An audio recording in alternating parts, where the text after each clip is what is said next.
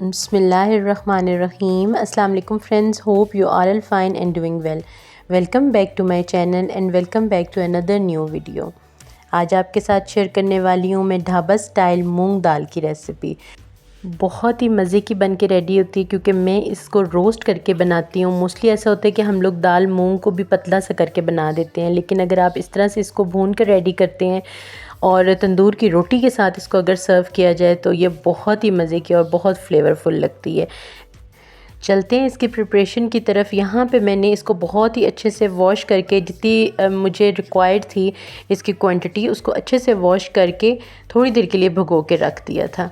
ये देखिए यहाँ पे मैं आपको शो कर रही हूँ कि ये अभी बिल्कुल कच्ची है। इसको जस्ट मैंने फॉर हाफ़ एन आवर के लिए सोक किया था और अब इसी सेम पतीली का यूज़ करते हुए मैं इसको स्टोव पे बॉयल होने के लिए छोड़ दूँगी।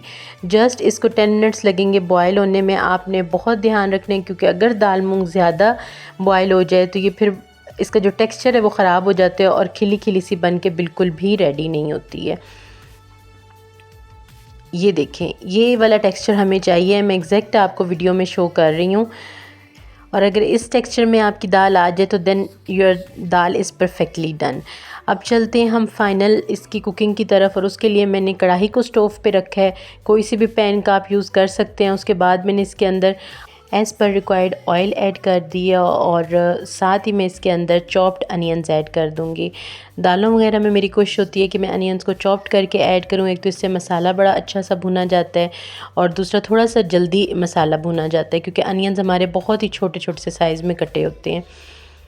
अनियंस को थोड़ी देर के लिए हम यहाँ पर गोल्डन ब्राउन करने के लिए छोड़ देंगे और उसके बाद फिर हम बाकी की प्रिपरेशन करेंगे।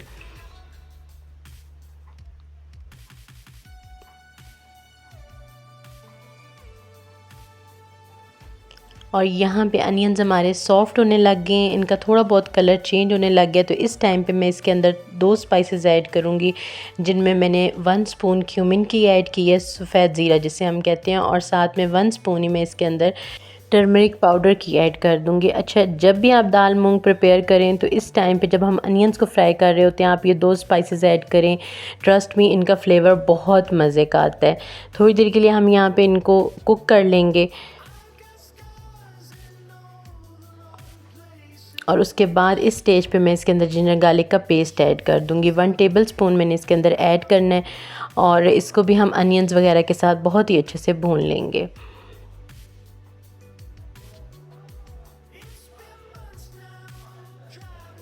हमेशा कोशिश किया करें कि बहुत ही प्रीत के साथ कुकिंग किया करें। जितनी खुशी से और दिल से आप कुकिंग करेंगे, ट्रस्ट मी, कुकिंग का टेस्ट उतना ही ज़्यादा अच्छा और फ्लेवरफुल लगेगा और आपको बिल्कुल भी बर्डन नहीं लगेगा अपना खाना बनाते हुए। यहाँ पे मैंने इसके अंदर थोड़ा सा पानी ऐड किया, जस्ट 2 से 3 घूंट, और उसको हम अनियंस वगैरह के साथ अच्छे से मिक्स कर लेंगे। यहाँ पे पानी ऐड करने का एक ही पर्पज़ है कि पहले भी 1-2 वीडियोस में मैंने बताया, जब अनियन गोल्डन ब्राउन हो जाए तो इस तरह से आप इसके अंदर अगर पानी ऐड करते हैं तो अनियन बहुत ही अच्छे से सॉफ्ट हो जाते हैं और प्रॉपर से गल भी जाते हैं। अब इस टाइम पे मैं इसके अंदर स्पाइसेस ऐड करूँगी, वही बेसिक से स्पाइसेस जो मैं अपने हर खाने में डालती हूँ, जिनमें salt, red chilli powder, crush chilli और साथ में कोरिएंडर पाउडर।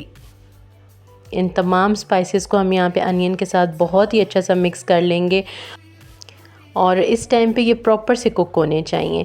थोड़ा थोड़ा सा चाहें तो इस स्टेज पे आप इसके अंदर पानी भी ऐड कर सकते हैं और आप देख सकते हैं कि कितना मज़े का मसाला बन के रेडी हो रहा है। उसके बाद मैं इसके अंदर कट किए हुए टमाटोज़ ऐड कर रही हूँ। 2 से 3 टमाटर ऑलमोस्ट मैंने इसके अंदर ऐड किए हैं। दालों वगैरह के अंदर आप टमाटर वगैरह की जो क्वांटिटी है वो ज़्यादा रखेंगे तो उससे फ्लेवर और टेस्ट बहुत मज़े का आता है।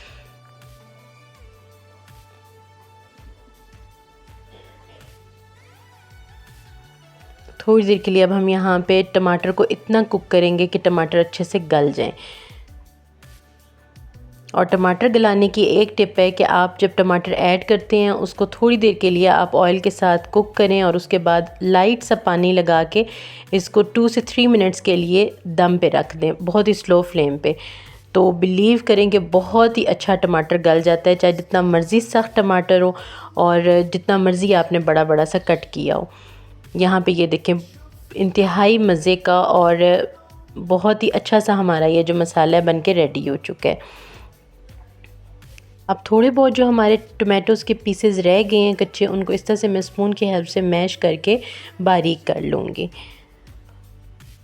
मसाला हमारा बहुत ही अच्छे से कुक हो गया। अच्छा, इस टाइम पे आप एक काम और करेंगे कि जो ऑयल ऊपर हमारा निकला है उसको हम सेपरेट कर लेंगे। ये देखें, यहाँ पे मैं अभी आपको ऑयल भी शो करवाती हूँ जो मैंने इसका सेपरेट किया है। ये हम बाद में जब हमारी दाल डन हो जाएगी उस टाइम पे इसके अंदर ऐड करेंगे। ये एक तरह की टिप समझ लें आप, क्योंकि जब हम दालें वगैरह प्रिपेयर करते हैं तो उनमें ऑयल बहुत ज़्यादा जाता है, और जब भी आप बाहर से दाल वगैरह लेते हैं तो आप देखते हैं कि उसके ऊपर बहुत ज़्यादा ऑयल आया होता है, जो कि बहुत मज़े का लग रहा होता है। तो उसका यही हल है कि आप जब इस तरह से मसाला कुक कर रहे होते हैं तो उस टाइम पे ये ऑयल सेपरेट कर लिया करें। अच्छा, ऑयल निकालने के बाद मैंने इसके अंदर बॉयल की हुई दाल ऐड कर दी थी, उसको मसाले के साथ बहुत ही अच्छा सा हम यहाँ पे भून लेंगे। और इसी स्टेज पे मैंने इसके अंदर थोड़ा सा पानी और ऐड किया है ताकि तमाम इंग्रेडिएंट्स, स्पाइसेस और हमारी दाल जो है वो बहुत ही अच्छी और बहुत ही मज़े की मिक्स हो जाए। दाल हमारी बिल्कुल डन हो चुकी है। उसके बाद लास्ट पे मैं इसके अंदर थोड़ा सा कोरिएंडर लीव स्प्रिंकल कर दूंगी। चाहें तो ग्रीन चिलीज़ इस टाइम पे आप इसके अंदर स्प्रिंकल कर सकते हैं। अगेन से इसको एक अच्छा सा मिक्स दूंगी, और अब इस स्टेज पे मैं इसके अंदर ऑयल ऐड कर दूंगी, जो कि ऑयल हमारा फिर एंड तक आपको नज़र आएगा। ये देखिए, जितना भी ऑयल हमने सेपरेट किया था वो सारा हमने इसके अंदर ऐड कर देना है और इसको एक अच्छा सा मिक्स दे देना है। इस टाइम पे मैंने फ्लेम बिल्कुल स्लो रखा हुआ है। ये देखिए जी, थोड़ी देर के लिए इसको मैं कवर करके छोड़ दूंगी और उसके बाद करूँगी इसको dish out. And here we go, ये हमारी डिलीशियस किस्म की खिली खिली सी मूंग दाल बन के रेडी हो गई है। और बहुत ही इजी टू गो रेसिपी, आपने देखा है कि जस्ट इन 5 to 10 मिनट्स में हमने इस दाल को रेडी कर लिया। लाजमी से ट्राई कीजिएगा, और अगर वीडियो पसंद आई है तो एक लाइक तो बनता है। उसके साथ साथ प्लीज़ मेरे चैनल को सब्सक्राइब कर दें, जो कि सिर्फ आपकी तरफ से एक सपोर्ट है, और साथ ही साथ मेरी हर नई आने वाली वीडियो का नोटिफिकेशन आपको मिलता रहेगा। Will meet you in the next one. Till then stay happy and healthy. Allah हाफिज़।